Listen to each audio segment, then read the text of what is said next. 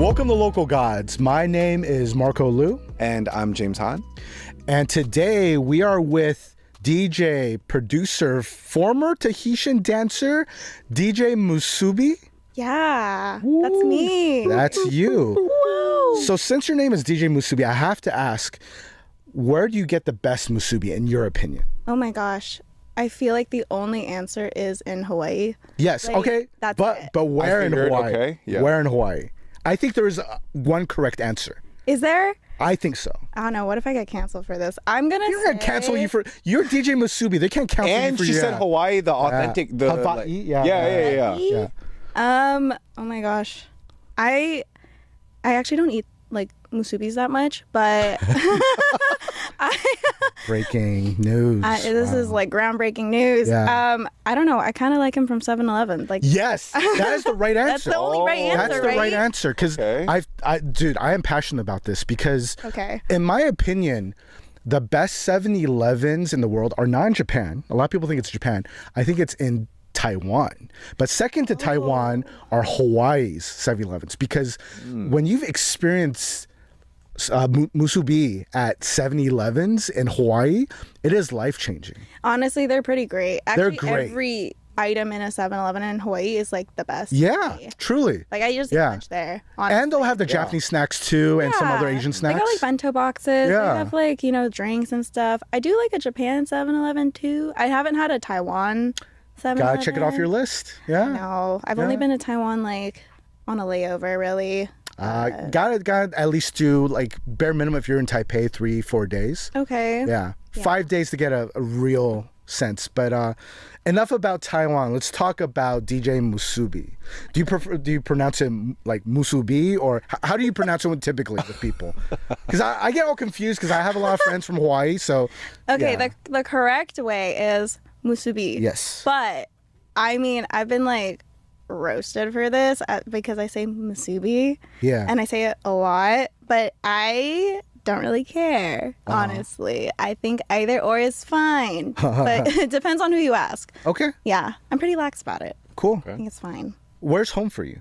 Home right now is LA, but the Bay is always home. That's where I'm from. Oh, okay. I'm born and raised in the Bay, like San Francisco, and then moved out here like 2 years now. But I'm back and forth between here and New York, so it doesn't. All right, really feel bi-coastal. Like, yeah, Nice. it doesn't really feel like anywhere's home, if I'm being honest. So I'm still trying to figure it out. I do want to like maybe permanently move to New York one day, but we'll see. We'll see. Yeah. Do you feel like the scene is just way more vibrant in New York compared to the Bay or LA? I feel like maybe a little bit. I don't know if the Bay has so much nightlife and like music stuff going on right now. It used to, like, Yeah, for like sure. pre-pandemic or even a little bit after, there was so much going on. But now I feel like it's a little dead, or I'm just not like tapped in and over there anymore. But for like LA, I think it might be a little dead for me personally, like my opinion. But I also Yeah, why is that? I stay in the house, if I'm being honest. I do not be going out. That's a common thing for a lot of DJs. Like, unless you're working, it's not like you're always out, too. Yeah, like, I think my energy levels are just, like, all the time because I exert so much energy preparing for, like, a show. Sure. Or just a social event, honestly. So, yeah. I feel like I'm more of an indoor cat. So. Or Got a it. dog, Or apparently. a dog. Yeah. I mean, dog. Tell us more about this. We always forget to do the fit check thing, but you are looking very New York right now. Very sophisticated. Really? I think Feels so. kind of New York chic Yeah, for some reason. for sure. Really? Yeah, I feel it might be feel because so. of the Got the shoes. heels. We got the all little pointy black. heels. I mean, Yeah. I don't know where the cameras are, but like we got I don't know where these are from actually. Jeffrey Campbell. Very sophisticated. All right. Nice. Yeah, we Sick. got some needles on. And then I don't know where this top is from. I don't know actually. But You look like you're ready to conquer a finance bro, is what I'm saying. Oh, yeah, for sure. Yeah, I don't know. Maybe my style is more California and New York mixed I together. feel like the vibe is chill, like Cali, but maybe you got the chic of New York going on. Okay. Yeah. So, given your LA to New York and also your Bay Area credentials, how did Musubi come about? The name and even Tahitian hair. Yeah. I know that's like such a common question, but my stepdad, he also raised me, so I call my dad. He's from Hawaii. Okay. So I grew up also half time kind of like in Hawaii too. Oh. So there's like the roots, like he's born and raised in Hawaii, like third generation. So it's just like always being there growing up. And then my friends in school would always just like call me Musubi because I'm tiny and like I'm very petite, and they would kind of joke with me about that. And then I started making like mixes and stuff. They were like, you need a DJ name. And I was like, not really. So I put it as like a placeholder, and then It just never changed. and then it just stuck. And then I was like, oh well, I guess this is me now. Okay. And it just never occurred to me to change it. I thought about it before, but I kind of like it now. So I think it fits me. And I know that's like a really anticlimactic story. Everyone's always expecting like, I just love Spam so much. And I want to like name myself after it. But no. You're from the family that created Musubi or whatever. Yeah, like, you know, I'm crazy. actually the heir to Spam Musubi. So that's where the Tahitian dance background comes to. Yeah, from your dad's side? yeah, I would say so. My mom, she would do like hula in Oh, Tahitian. okay. So I grew up doing hula in Tahitian like since I was like 4. Okay. But then so much now I don't really do it. But for a long time it was like a huge part of my life. And I owe like so much respect. And like I've met so many great people through dance. And so it's still a big part of my life. I'm just not presently like dancing, I would say. I see. Yeah, but that's like kind of a deep cut. Not everyone knows that about me. If you only know me for like music, Right. everyone like is like, oh my God, you used to dance. But then, I mean, but does that dance background like inform the way you craft your sets or how you create moments or stuff like that for your set, like music? maybe a little bit without me realizing it. Like, you know, listening for drums or music while I'm freestyling and dancing, I think does help for me, like musically. Yeah. But I don't know. I feel like it maybe just all kind of blends together for me. Yeah. Oh, okay. Yeah. Okay. So Very interesting. Just to make sure we don't forget, this is actually going on TikTok live right now. So people that are Correct. tuning in, if you have any questions for DJ Musubi, please let us know in the comments, and then we'll get to it at the end of the episode. But yeah, back to just this overall mishmash. So your background, like your dad's from Hawaii, but then like are you like mixed Asian, or like how would you describe your family? What do you think I am? You could be I wanna anything, know honestly. what everyone thinks I am. Just like Vietnamese. no. No. I was like, no. What are you? No, what are you that's not talking my about, guess. bro? You said Yeah. what you asked. What do you think everyone thinks you are? Or like, what do you guys think I am? Oh, what I think. Oh, okay. Yeah. I'll give you what I aesthetically think you look like, Okay. and then what I mean, I feel like I did some research, so I kind of know. So you look like you could pass for either like Filipino or Khmer. Oh, I mean, those are like the most common Yeah? answers I get. I think because I'm I would have guessed Yeah. probably Filipino or Filipino. Yeah, I know. I think it's also because I'm from the Bay, so that might be a Yeah. thing. Kind of, yeah. And it's like, oh my gosh, a girl in music, she's from the Bay and she's a DJ? Check, check, right? check. Unfortunately, I'm not, but Okay. It's not genetic. What? Yeah. I know. No, I'm honorary though. Yeah. Like, Well, you're Got the like Kuya passes. I do. Yeah, exactly. But I'm Chinese and Burmese and Japanese. so the Burmese is what tripped me up, because Yeah. Chinese Japanese, it makes sense, especially old school Bay Area. But Burmese, I'm not that familiar with the Burmese community in the Bay, or is that It's more a for your really dad? small Yeah? community. It's my mom's side. Oh, my okay. grandma. Oh. Very So cool. she's from Myanmar, Burma. Yeah. My grandma, and then my mom, she's, you know, also Burmese, and they were in Burma, you know, fled because Yeah. war and stuff.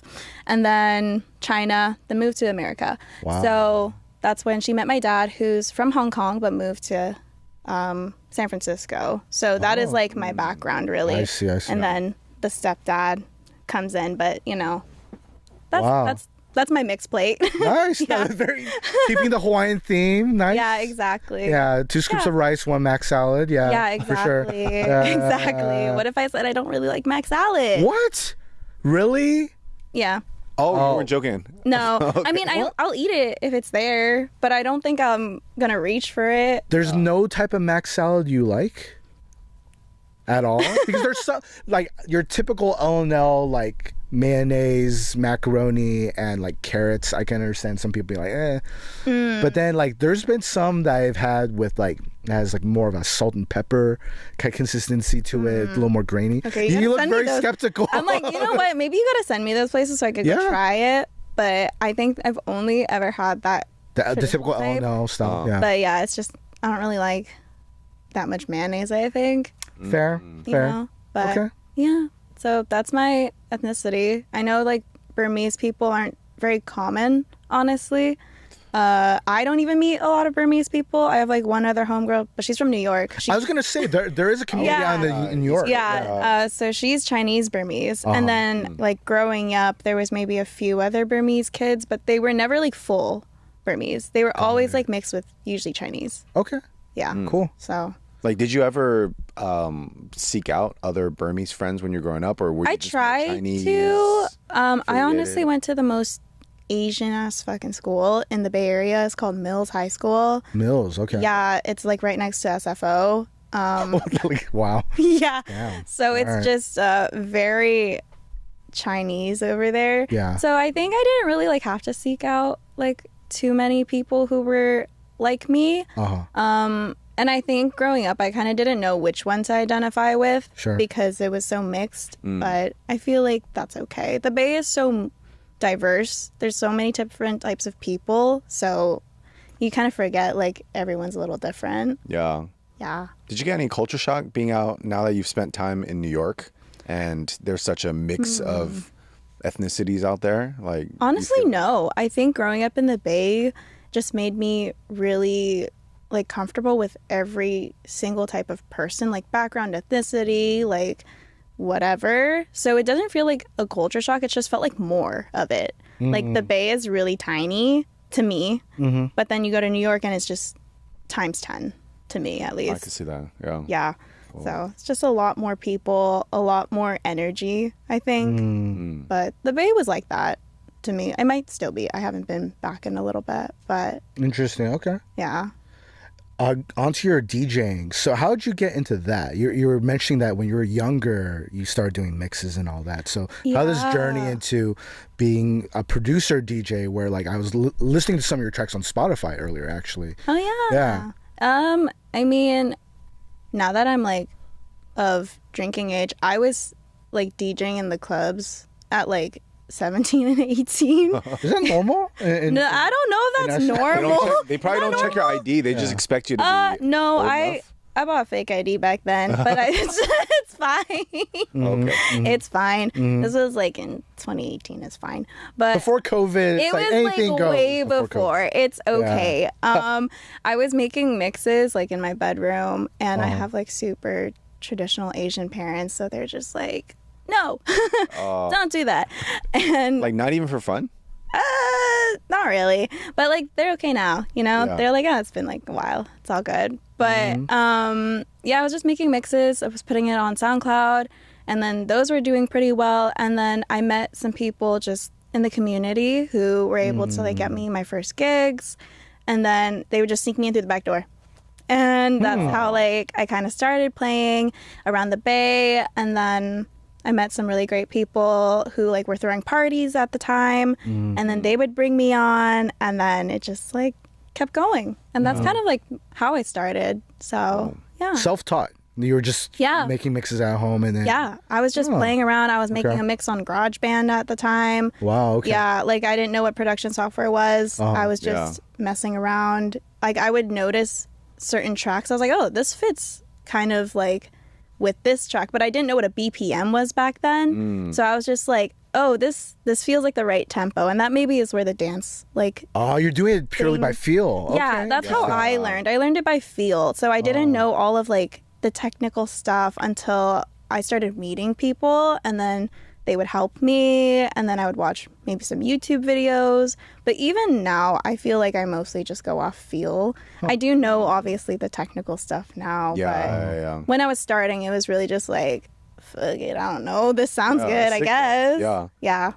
Why is this like it? There's a consistent theme about Bay Area. People be like, oh, I'm just gonna try something. Yeah, just do it for fun. We just had a guest, Kiro One, legendary jazz hop MC, and very much it's that common theme of NorCal. People be like, you know, I'll give it a try, see what happens, and then all of a sudden they have a career. It's not well. It's interesting because you meet a lot of just regular folks who want to just try a thing. Yeah. And for many people, it's hard just to even attempt to try the thing. Yeah. And I don't know, it's always nice when you see others just go for it and then see something magical happen from that, taking that risk. Yeah, for sure. I feel like when I started, I did not expect to be a DJ or a producer. It was very far off for me because I think I still come from a very traditional Asian family. So they're like, okay, get your degree, you're going to start your job, and then you're going to work your way up the ladder. And that's what I did, really. I mean, I still went to college. I went to SF State, so shout out Gators, you know. Wow. What's their mascot? Gators. Gators. Okay. Do they have like Are there alligators? like a motion or something? I don't know. I always don't thought it like was random. Alligators in San Francisco? Maybe they do this. Yeah. like Florida. Like, Oh yeah, that's I don't know. Yeah. When I was in college, like halfway through, that's when COVID hit. So I feel like I did not get it was really a much of blur. like college. Not true college experience. No, I understand. for sure not. But like it's so funny. Like I do it full time, and I've been doing it for so long now, and I'm still like, maybe one day I'll like actually do this for real. Like, but I think that's just like me thinking like, I don't know. I could always do more probably, but yeah. But you are doing it, right? I'm trying. I think we're all trying. We all try our best, you know. You know what? Cheers to that. Cheers for trying. Cheers for trying. Cheers for trying. These are from our sponsors, Chi Forest. These are not alcoholic drinks, in spite of the way they sparkling water beverage. Sparkling water beverage refreshers, 0 calorie. Yeah, I got white peach. What flavor you got? I got lychee fizzy. Lychee. Okay, nice. You got pineapple pop. That's Okay. All right, so let's give these a try. Okay. Cheers. Cheers. Your DJing career. Cheers. This is great also because I don't drink. You know, that's it's also another theme. A lot common. of DJs seem to not drink anymore. Yeah, I mean, or maybe they did. Did you used to, and then you're like, hey, I got distracted. No, I was never really the type to drink. Number one, because I have control issues. Number two, I get really red and I get embarrassed, and everyone's like, oh my god, you're so drunk. I'm just like, I have That's just me. Yeah, you gotta be amazing classy. It's hard to stay classy when you're feeling all frazzled and. Yeah, and also I just feel like when I'm working, especially, I don't like being distracted. I'm very like locked in, so I'm just like, I can't. Like I think early on in like my career, I like tried to, fit in. I was like, yeah, I wanna party. I wanna like get drunk. It's just not working out for me. I would literally be like, I'm gonna go home and go to bed because I'm a sleepy drunk too. Yeah. Okay. Yeah, it didn't work out. Like when people are in DJ sets, I've always wondered like what's good like etiquette for someone in the near the DJ booth. Is there like something you say that's like? I think just don't touch them. Don't bother them really. Oh, don't literally touch the DJ. Yeah, like literally do not touch me. I wonder if that's especially a girl thing. Oh, absolutely. You know what I mean? Like I think I can speak for most women DJs. Like, please don't touch me unless you're my friend or someone like who came with me or like the security or anyone that I know personally. Just like try not to touch me. Like you can like wave and like try and get my attention if needed.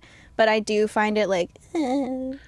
Okay, wait a second. Let me pretend I'm you. So I'm like I'm behind the turntables. I'm at Get into it. So like, what happens to you? Like, because for me, it's hard to imagine. Like, is someone going over your shoulder grabbing you, or someone like reaching toward you? Like, I mean, from like you're on the deck or whatever. Like the most common things that happen are like people would want to put their arm around me. As you're spinning? Yeah, it's happened a few times.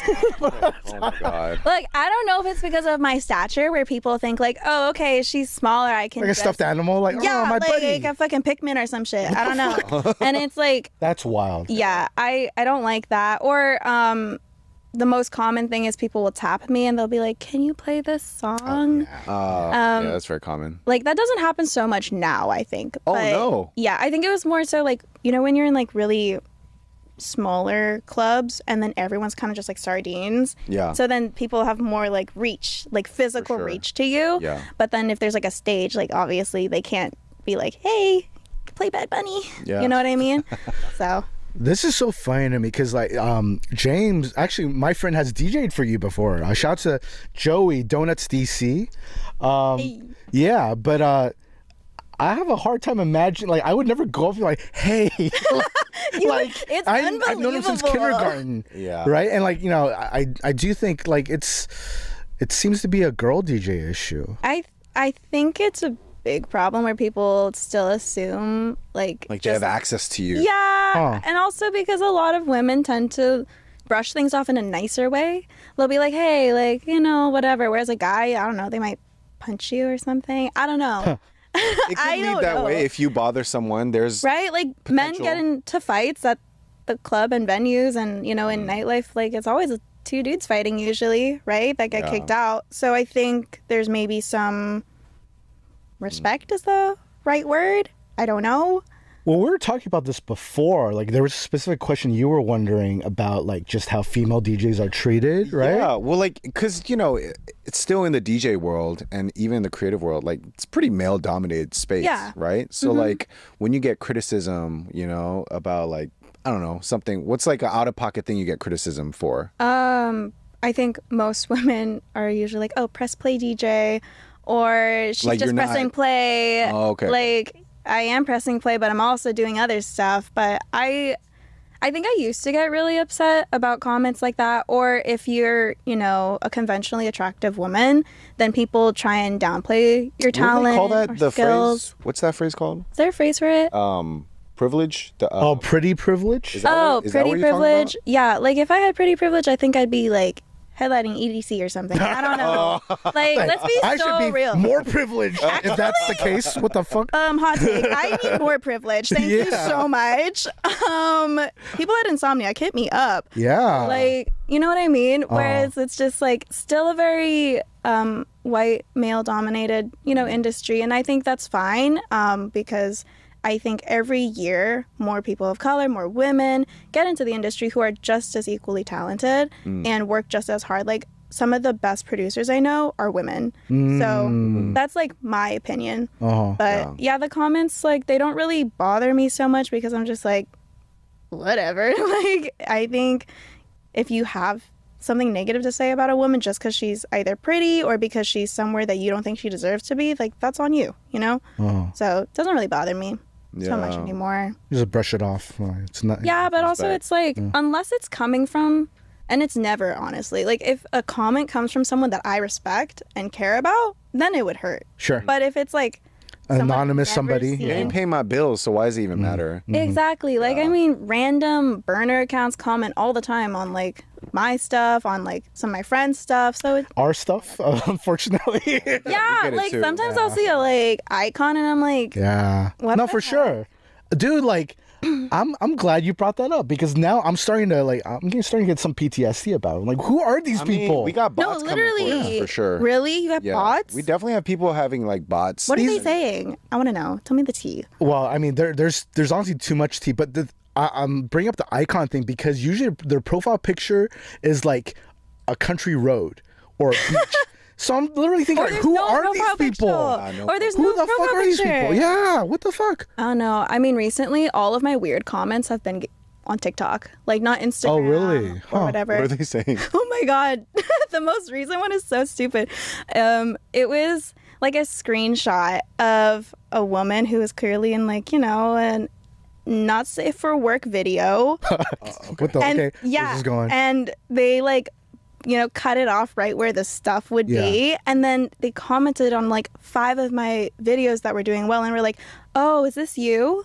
Oh, like they would post the. Yeah, they would post like the little picture under my. Oh, like a GIF, like a GIF. Yeah, and then they'd be like, "Oh, is this you? This is you, right? This is you." And I'm like, "Whoa!" First of all, blocked immediately, and all those comments deleted. But it was like, I get stuff like that. See, that's the woman That's thing. like grotesque, though. It is very I can't grotesque. imagine a guy getting that. Like, it's Yeah, so wow. weird. No, because Weird. this is the stuff that women only deal with. Yeah, I've never heard of that. That's I think awful. it's weird because people don't think that would happen. Or I get a lot of the stuff where it's like, who did she fuck to get here? Things like that.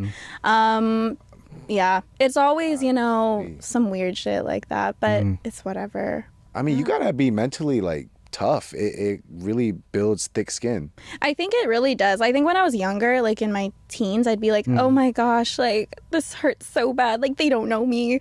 But now I'm like, haha, that's kind of funny actually. But, you know. This is a Gen Z girl. They don't know what they're dealing with. Yeah, I think I'm raised on the I was internet. still born in the 19 something though. Yeah. Am I technically Gen Z? I think so. I don't know. I think. Well, I'm born in 99. Yeah, borderline. Borderline. I think you would. I think Zillennial. people around that age will choose like True. the parts they like of both. Yeah, I think least from that what makes Sorting hats of Why are generation. y'all young? How old are y'all? Older than that. We are definitely older. Asian doesn't show, so you know, it's okay. How did you so going from DJing into like producing your own tracks that are getting plays and all that, like you were like kind of figuring out on your own, but like there are a lot of DJs that are just perfectly fine just doing mixes and playing to a crowd. Yeah. What kind of what made that switch happen for you where you're like, okay, you're gonna do your own music? And then can you describe your sound for people that aren't familiar with your stuff? Yeah, I think my sound right now is very house electronic with maybe more like grungy nighttime undertones. Nighttime. Whoa. Nighttime. I don't know. Like I've never heard of nighttime as a descriptor. Yeah. For sure. Wow. So I think I don't lean toward, for the lack of a better word, like happy sounds. Like in my electronic music, I think I like things that are like, oh, this is sexy, this is cool. Like, you know what I mean? What was the other question?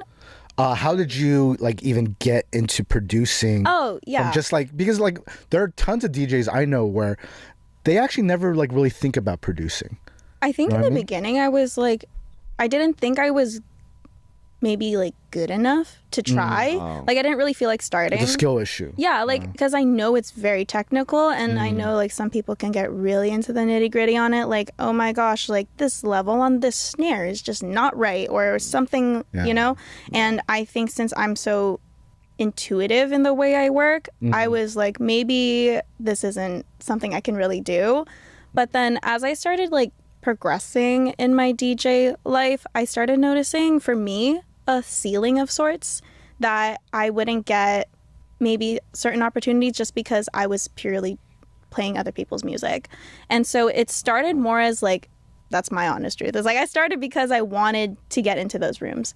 I didn't do it immediately because I'm like, yeah, I want to do it. But then I did fall in love with it because now I'm still learning about it. I don't think I am a great producer. I think I'm still very much new to it. But, I think as time goes on, it's a constant learning process. So you're never going to be perfect at it. And I just had to kind of get over that fear of it'll never be perfect. So why am I just holding on to all of these things that I'm making? Because somebody might like it. Yeah. I like it. So maybe someone else will, you know? Yeah, for sure. So that's kind of how I segued into it. But at first I did just want to mix and, just be a DJ, not a producer.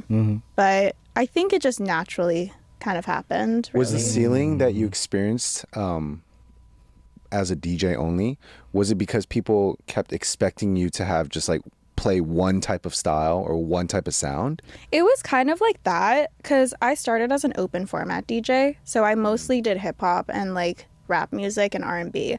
And I think that was just because I was in the Bay. And Yeah, it's different from the Bay. It's different from the Bay. Come on. So that's very much where my roots are. So I love music that is you know, hip hop and trap and things like that. And then I've always loved house music too, and I loved electronic music. So I was like, how do I bridge these two things together? And so in my sets, I would have a mix of everything. And then, like, as time went on, I slowly was like, I kind of just want to keep doing electronic music because it's more fun to me. And also, I think sometimes the hip hop scene can get a little toxic. Wait, tell us more. Oh, whoa. I don't know if I have the credentials to talk about that, honestly, but I think maybe people just expect you to like stay in a certain lane, and then you just kind of get boxed into it. And I don't like being... Even as an open format?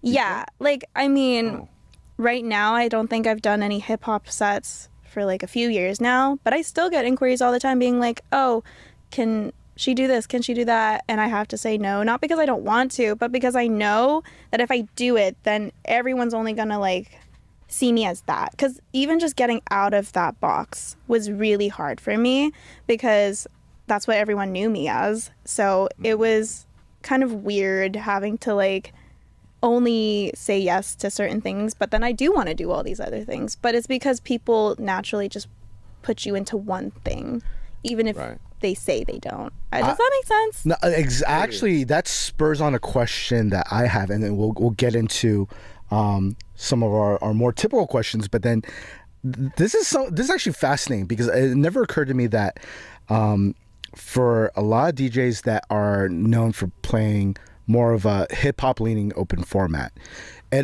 do you feel like it's almost like a devalued thing where people just see them as like a house party DJ, or they only play certain clubs, whereas there's a higher ceiling if you play house or like lean more electronic, where you can segue into a producing career, whereas the hip hop lane seems to be very much, it's like, no, especially as a girl, you're just a house party DJ. Yeah, I think because I've been noticing very true, actually.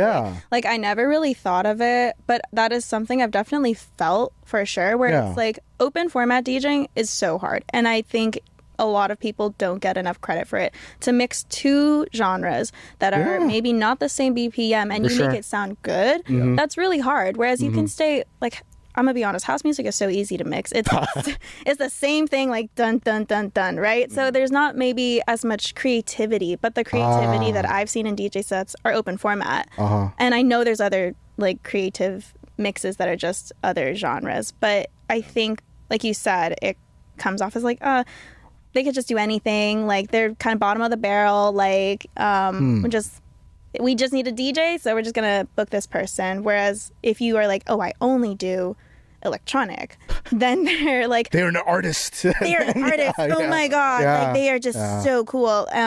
So I think that is something I definitely see, and I've noticed also. So I don't know. Maybe that'll change if more people talk about that. But it is an undervalued you're entering skill. that artist territory now. Yeah, it was definitely something new I had to think about too, because I was like purely in the DJ world, right? And then now I'm in the artist world, and now I'm on the bottom of the artist world because I'm like, look, I'm not no Chris Lake or nothing, you know what I mean? So they're now looking for me, like when I get booked, they want my stream numbers and they want different things, and they're not really paying attention to the whole 10 years I've done DJing anymore. They're looking for my artist numbers now, which has been Can you pull 2 ticket years. sales off of your artistry? Yeah, not so much my name anymore, because like I think a lot of DJs who are open format can, you know, pull and sell hard ticket sales off of who they are. Sure. You know, True. but if I wanted, let's say, do bigger festivals and like international stuff and get noticed by more like top level, for the lack of a better word, companies or booking agents and things like that, then yeah, it is more so about my artist streams and the music I put out. So that's why I've been mostly doing only the things that I can play my sound to. So like festival sets or electronic clubs and things like that.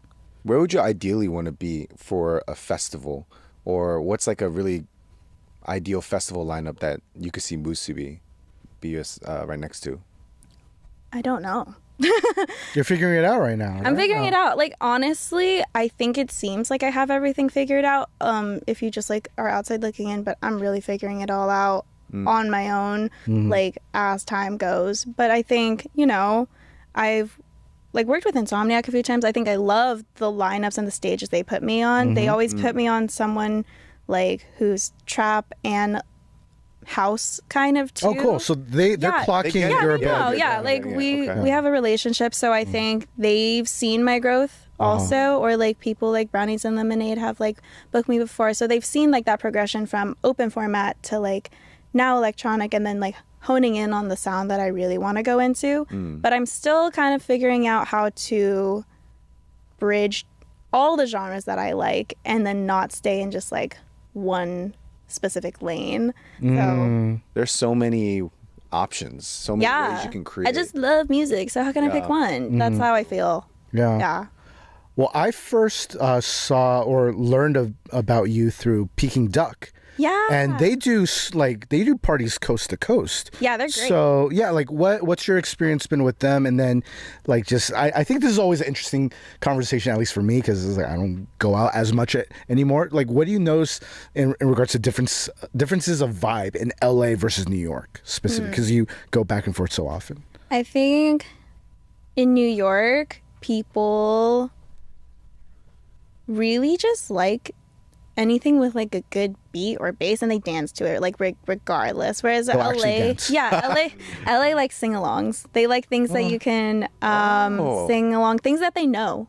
So like it could be obviously an electronic set, but if I'm like mixing a really popular song into it, then they just go crazy. And then in New York, they're just going crazy regardless. At least that's my experience. Like you could have a whole instrumental set in New York, and you're gonna have a that's just dancing the whole time. Yeah, like literally, like I could just play straight beats for an hour and a half.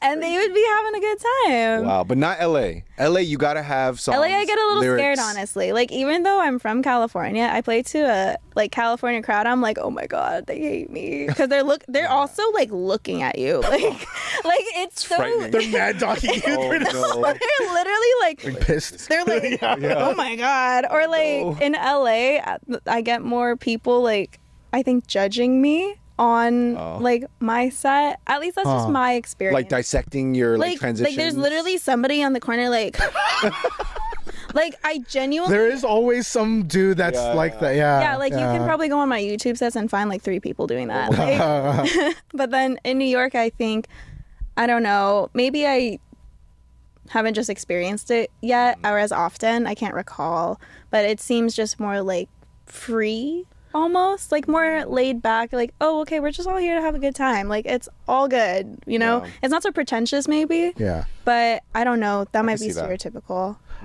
I've seen you do a few like boiler room type sets. Were they all in the East Coast or like are they all? No, they were all over. All over? Yeah, okay, so it's not like, okay. Yeah, there was like a lot in New York, and then there was some in the Bay, some in LA, and yeah, there's everywhere. I know like that's just like a common format now for like club things. It's the whole 360 thing, boiler room kind of thing. Yeah. Right. Yeah.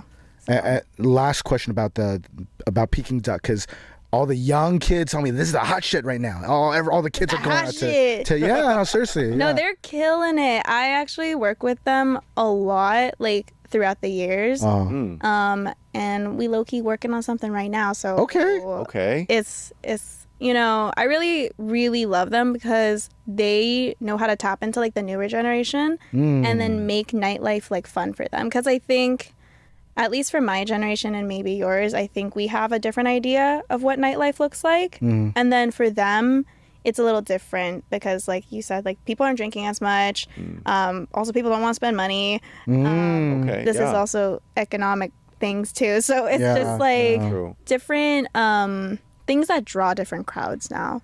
Like I think people nowadays really want to see like on social media, like, oh, this is a lit event, like I want to go and be in that. Whereas like you just see a flyer maybe for us and we're like, oh, I like that name, I'll just go pull up to that. Oh wow. You know, that's like my experience, at least. These are really cool observations, because I've been we've been curious, like what's nightlife looking like for, I guess, people who skew a little younger nowadays. Like you're really speaking on that. Yeah, like I mean, I honestly don't know though, right? Because I'm not freshly 21 in college and like being like, oh, like, what are we doing tonight? What's the move, right? Like, I don't even know if they times, think that. those early 20s days. Yeah, like, I don't even know if they're going out, really. But... I mean, but Peking Duck seems to be moving. Yeah. They're going to your events at Peking Duck. Yeah, I think they're doing great. Like, we did a boat event, like, a few weeks ago. Nice. We did a set on a boat. That was really cool. Fun. You didn't get seasick? I don't get... Yeah, it's like you're DJing. Oh my God, wait, no, but I was crazy. DJing and there was like a motion thing and I felt the decks like slide and I was like, oh. I was like, whoa, I gotta catch these if they fall. Yeah. Yeah, but I think people really like sets that aren't in venues anymore. People like to go out to things like so it has to have like a little bit of novelty to it. Yeah, the novelty aspect. They want to see it in like a supermarket or they want to see it in the 99 Ranch. They want to see it. She knows ball. Yeah. They want to see it in the Seafood City. Yeah. I mean, I heard about one also in like restaurants or coffee shops. Oh, coffee shop one is like very common now to the point that I think people don't even want to do that anymore. That's true. It's played out. Yeah, I can see that being played out now. I mean, I see people doing it in like the back of kitchens. You know what I mean? Like with a fire going. I mean, but it's a crazy aesthetic cooking. though. Yeah. So it's actually living their life. It's like, what the fuck is going on? They're like, whoa, the wok is on fire. Oh my goodness. I think I've seen that actually. Yeah, like I'm pretty sure you guys have seen it. That one is like, that one's in France actually. Or people love to do like the car stuff, like shout out Heads World, like, you know, they do all the really cool car DJ sets, like people love seeing stuff like that. But if they can make it into an event that people want to go to, then that's usually what I think does really well right now. What about like streaming it? Like, I mean, since COVID, I mean, like people were online doing the streaming thing and then taking it to, you know, in real life. But do you feel like that's the new move? I'm not too sure, actually. I think during COVID, I streamed a little bit, but I never got into it as much as like some other people. And number one, because I think I was just too lazy.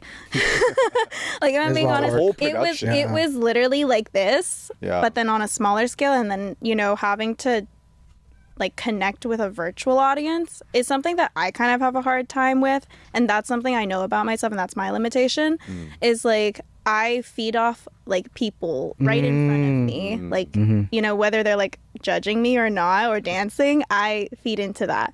But then with the streaming stuff, it's like, who am I playing to though? You know, because I think at the end of the day, like being a DJ is like a service, like industry kind of like thing where I'm playing for other people and myself too. But the reason we're in this room together is because you want to dance and have a good time. Right. I think that's like the basis of it. So the virtual stuff kind of took away that main thing for me.